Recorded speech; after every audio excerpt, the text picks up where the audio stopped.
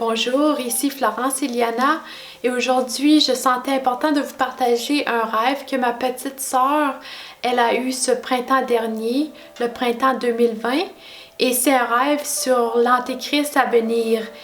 Et dans son rêve, elle a vu plusieurs pyramides avec des faces de démons dessus. Et après, elle a entendu Abba Yahweh dire à deux anges de la sceller.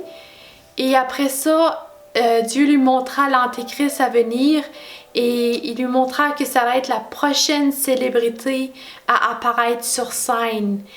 Et ma petite sœur me disait que quand Dieu lui montra l'Antéchrist, elle ne voulait pas regarder. Elle avait peur, je crois, elle ne voulait pas regarder. C'est ça qu'elle me disait. Mais elle a senti que Dieu voulait vraiment qu'elle le voie. Et il y a eu comme un zoom qui s'est passé sur sa peau. Et elle a vu que sa peau était vraiment très, très, très plissée. Après ça, elle s'est rendue compte que l'Antéchrist et les démons, ils s'en allaient directement vers elle pour l'attaquer. Et elle s'est mise à prier, Esprit Saint, couvre-moi, couvre-moi, Esprit Saint, couvre-moi, Esprit Saint.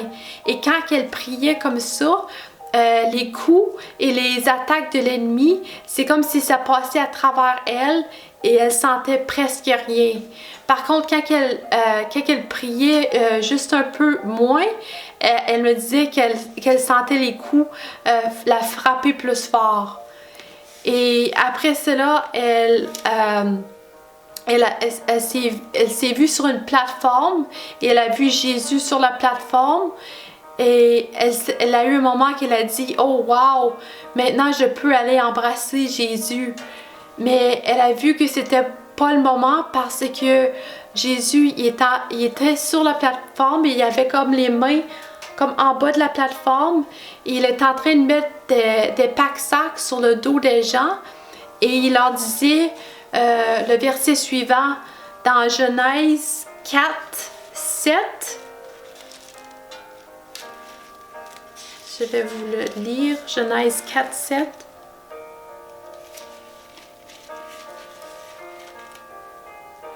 Certainement, si tu agis bien, tu relèveras ton visage.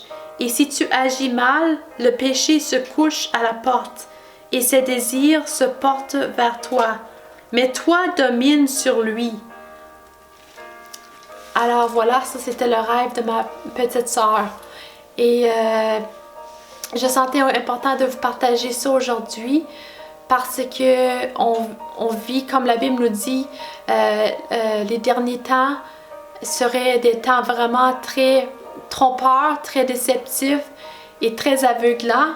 Alors, j'espère que vous allez vraiment prier pour être guidé dans sa vérité, dans la vérité de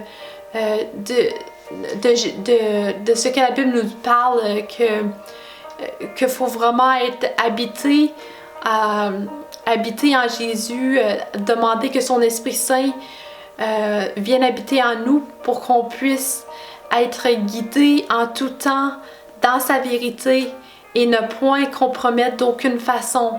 Parce que, comme il parle en ce moment avec le vaccin qui est pour la COVID-19, le vaccin dont ils ont parlé, qui s'appelle aussi ID 2020, ce vaccin-là, il va être très spécial et c'est un vaccin qui va changer à tout jamais notre ADN. J'ai étudié beaucoup sur Anthony Patch, si vous pouvez le voir, mais c'est un channel en anglais et il décrit vraiment en gros, vraiment très très bien comment c'est vraiment ce vaccin-là, c'est vraiment la marque la bête. Je sais aussi qu'il va y avoir la chose dont Elon Musk il parle aussi, que ça va être sûrement qu'est-ce que la Bible nous dit, de ne pas prendre de la marque ni sur le front ni sur la main droite.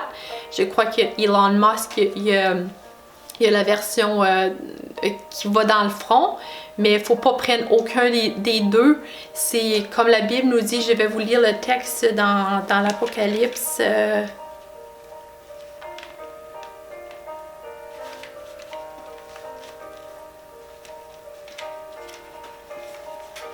Qui nous décrit la marque de la bête.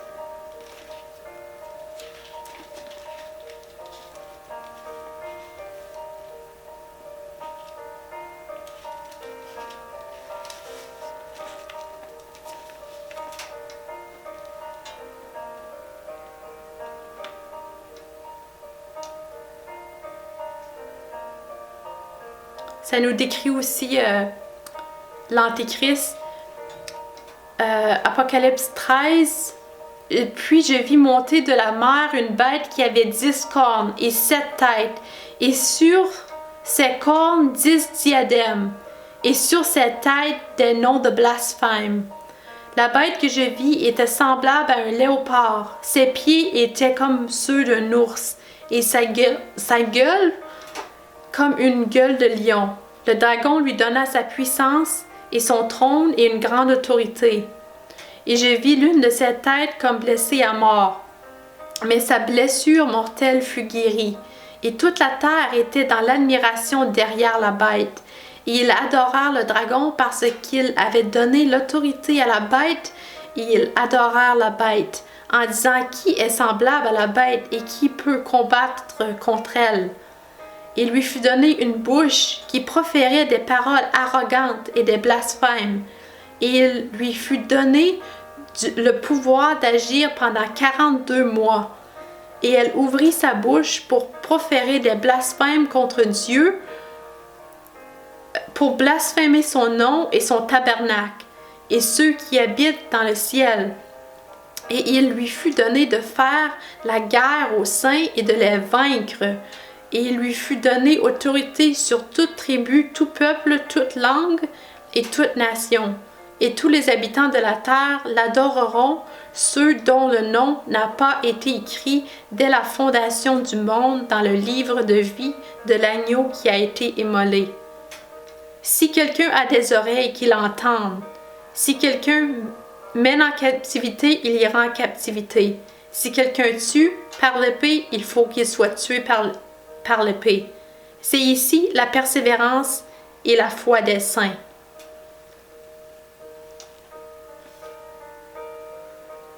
La bête qui monte de la terre. Puis j'ai vu monter de la terre une autre bête qui avait 2 cornes, semblable à celle d'un agneau, et qui parlait comme un dragon.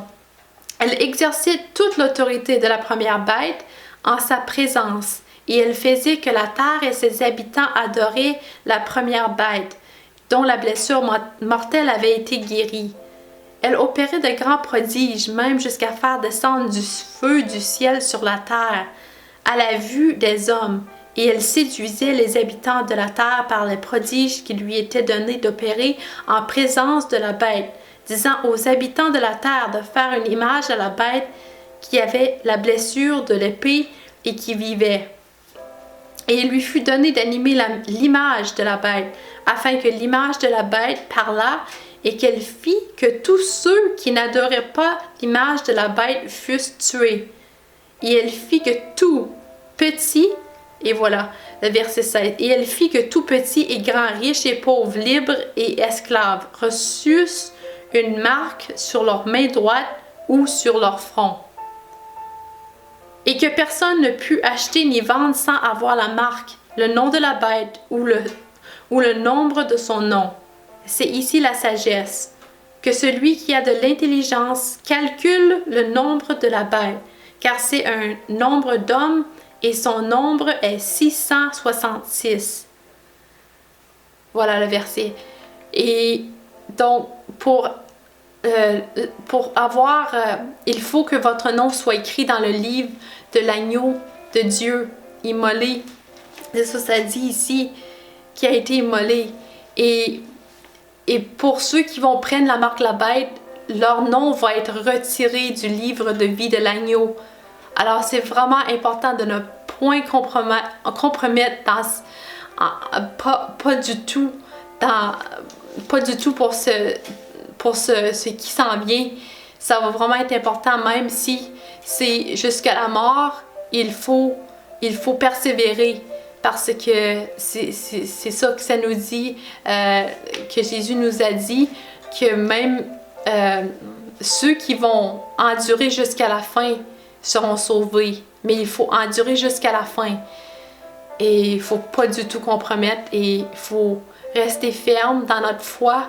Et il faut suivre le chemin qui est étroit. Et il y a seulement un chemin qui mène au Père. Comme la Bible nous dit, je vais vous lire le verset. Dans Jean 10, Jésus dit, en vérité, je vous le dis, celui qui n'entre pas par la porte dans la bergerie, mais qui monte par ailleurs, est un voleur et un brigand.